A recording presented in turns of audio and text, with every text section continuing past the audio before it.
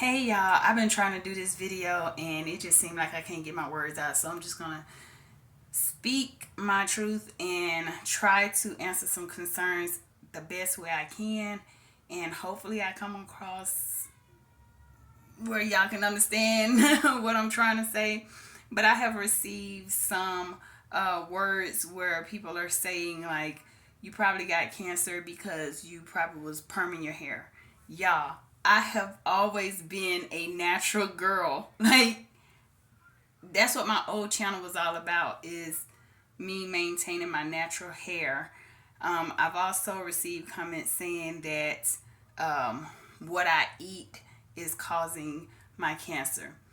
If we really want to play that game of blaming someone for having cancer, then let me just say this. You guys do realize that some cancers are caused by environmental pollutions, right? So we're breathing that in.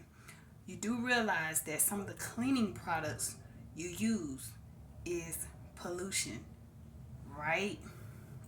So I think that is very rude to say to someone who is already dealing with having that over their heads, that diagnosis. You don't know how it feels. Apparently, you don't know, because if you knew, you wouldn't say that. But you do not know how it feels to have a doctor give you that diagnosis, hand you a piece of paper, tap you on the leg, and send you on your way. When you walk out that doctor's office, you have everything in your head. Everything. Could I have prevented this any kind of way? Is there something I could do that can get rid of it? So yes, I have been taking soursop. We don't have soursop in my area, but I have found a store that has soursop pulp and soursop leaves. So yes, I have been taking soursop tea, and I have been putting soursop pulp in my smoothies that I make. So please look through my videos. But the comment about how I eat, believe it or not, I've actually lost a lot of weight. So just because you see me showing some food does not mean I'm sitting eating all the food, because sometimes when you're taking cancer treatment, it will affect your appetite. Second of all,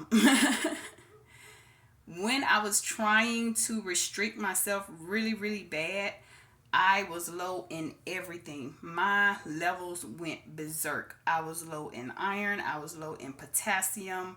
Um, it was something else. I forgot what it was. My platelet count just stayed extremely low, and that's why I kept getting bruises everywhere. I was trying to restrict my eating so much to the point where my body started fighting back, and the cancer cells actually started to multiply faster, if that's a good way to put it.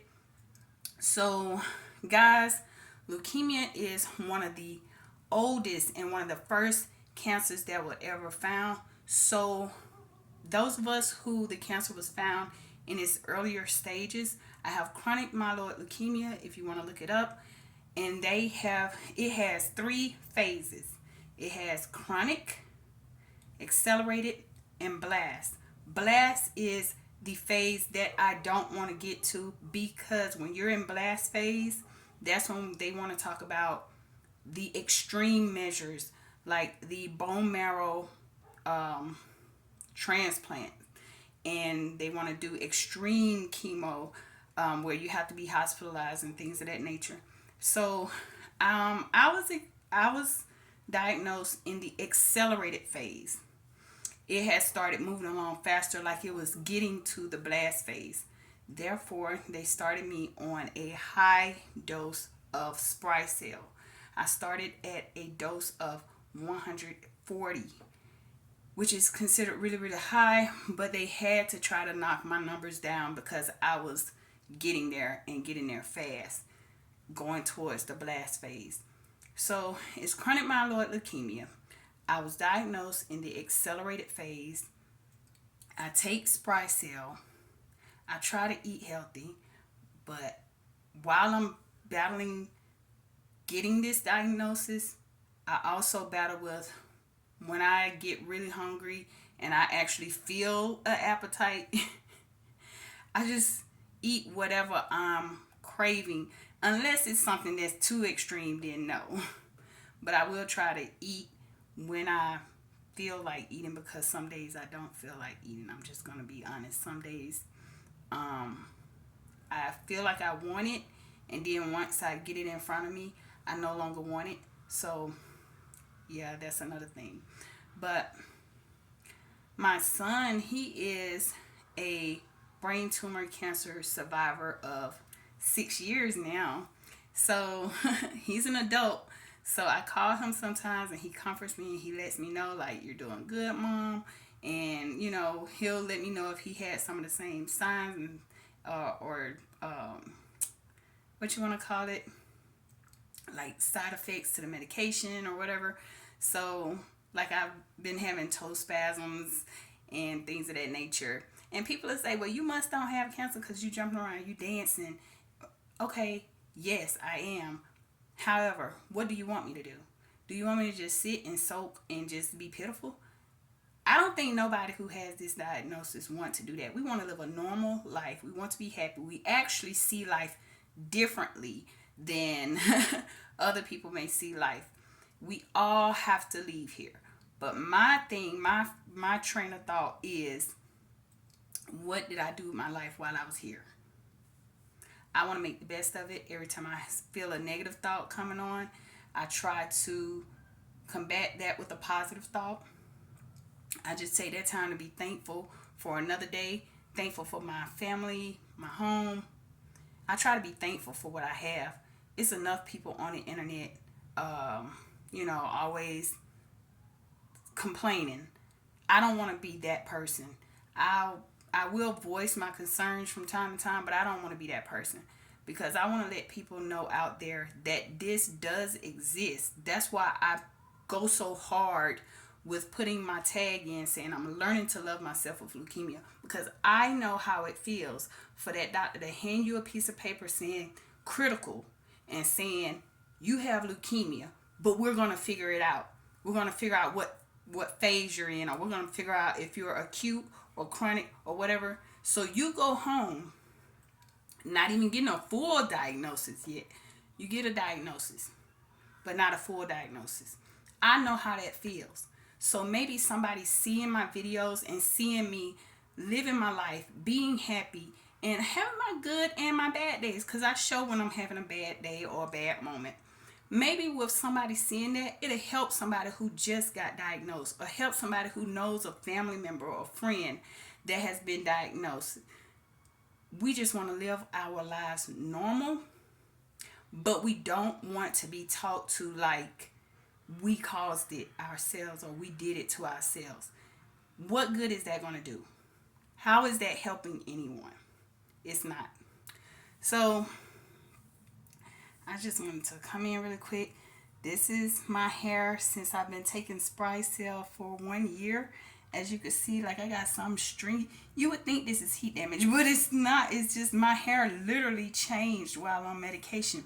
I have some areas that the curl pattern changed.